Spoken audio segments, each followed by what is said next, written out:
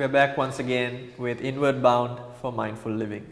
Mr. Suryachi, I think we left at a very important point during the last session, during the last segment rather, where we spoke about how exactly, I think we ended off by talking about what we discussed in the previous session about jealousy and how if you take the feeling of loneliness, how it invokes a lot of other emotions as well. And during the break, actually, we had a chat about a personal experience that I have. I mean, I am somewhat claustrophobic in the context that if I go to a particular place, especially my office even, I tend to pretty much open, as soon as I get in, I open up all the windows, the doors. I'd like to call it an open door office, but in reality, it is because I want open spaces. I don't want to be cramped. And what I've noticed is, on a personal level, when I feel claustrophobic, when I feel like I'm sort of cocooned and when I'm stuck in a place, I might feel stressed, I might feel anxious, I might feel worried, or even scared at times. That fear sort of envelops you, so many different emotions coming in.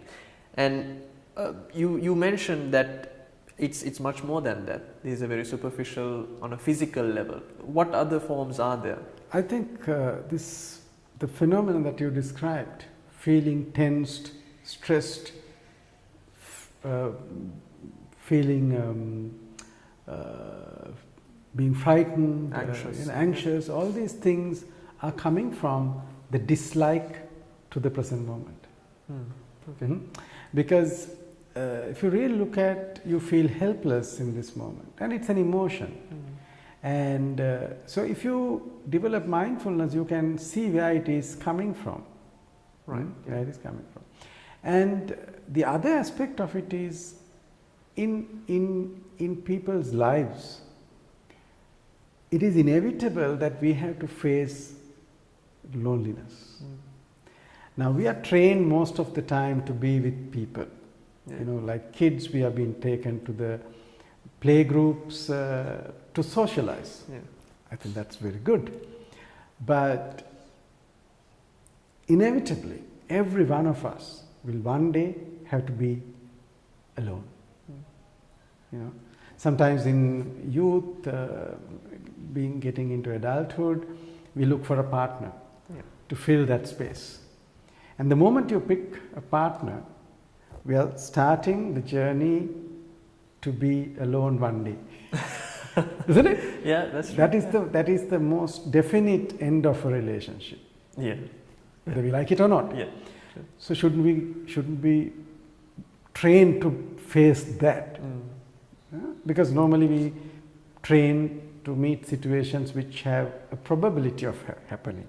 Like for example, companies do fire drills. Because there's a probability of a fire occurring. But this is not probable, this is possible. This is possible, definitely. So take the same thing in an organization. Now, when you go higher, normally what happens is you tend to be away from a day-to-day happening. They say you are more at more strategic level and things like that. But really what happens is when you are a CEO or a top person, all what you have to deal with is mostly the unpleasant, challenging problems. And there's nobody else to tell even. Sometimes you have to make the decision. Nobody wants to make the decision, that's why it has come all the way up to you. I think that's where this whole phrase has been coined, you're alone at the top. So absolutely. And in those moments, how do you deal?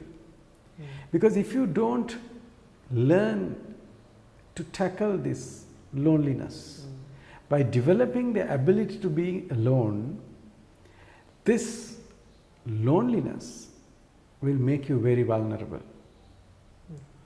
Like for example, people can play on you because then they know that you are lonely on the top.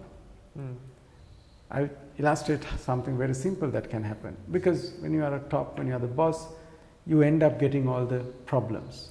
People come to you, boss, this is not working, that is not working, this problem, that problem. So 80% of the time you get to hear problems. And people call to complain. Clients will say this is not happening, that is not happening. So with all these things you are alone. And once in a way you get some good news. You get accelerated. And people around you notice that You know, when you get this news, his Yeah. mood changes. Yeah. So they slowly start feeding only those Only news. those, yeah. And you feel very happy, they feel very happy, you don't... But you might not be getting the real picture. you don't get the either. real picture. That is what happens to a lot of people when they go up. Yeah. They lose time. And normally, usually, most bosses have the largest room in office. Yeah. And nobody sits around, you know, it's a very lonely place. Yeah.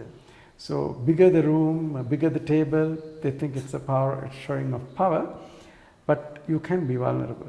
And it's sort of the bigger the room, you're distancing yourself more and more from. Yeah. Yes. That's how it is. But at the same time, at that level, you need to develop this ability to be alone, because you need that space to look at things without getting involved. Yeah.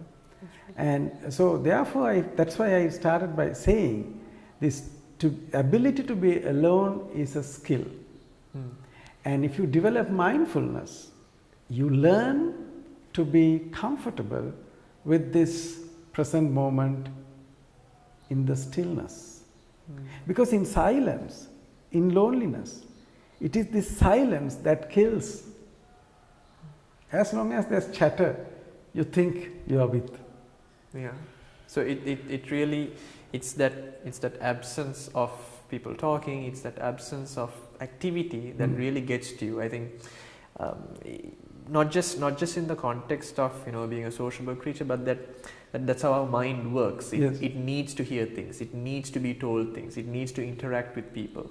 I think that's because of the habit.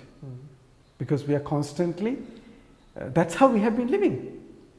And the omission of that, the removal of that becomes uneasy for us. That's right. It suddenly realizes what's happening. Yeah.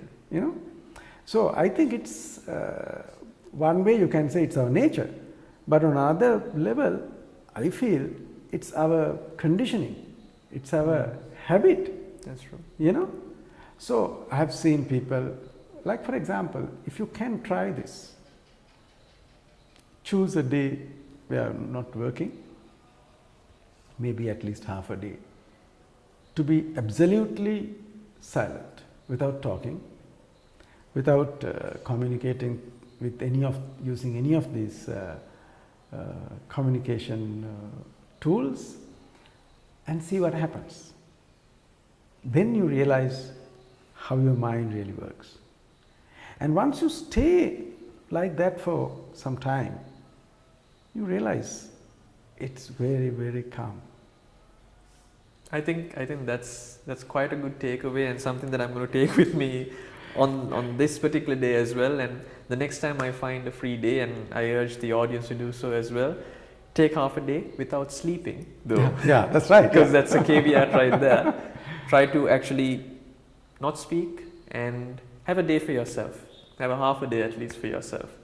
Thank you very much, Mr. Suryaarachi, and thank you for answering that question, the very poignant question that I had in my head also. What's the difference between being alone and loneliness? So until next time, thank you very much to the audience as well for being with us.